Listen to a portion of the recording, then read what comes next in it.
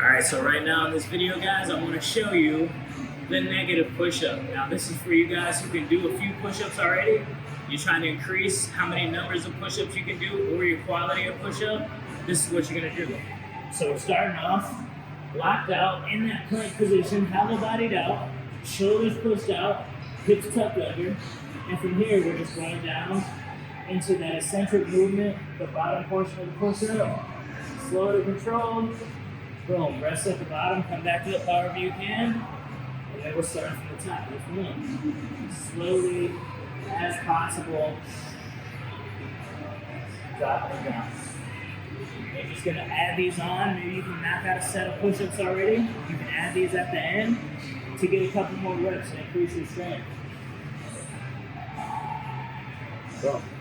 Also, very important as you're doing this exercise, really push through the palm of your fingers. You want your palms to be nice and flat and in contact with the ground. Whole palm of the hand.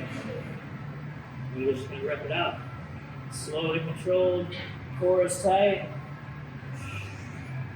And just going through that eccentric motion of that push-up is going to increase your strength, help you get more push-ups, and eventually you'll be able to do more push-ups. So, with that is a negative straight push-up.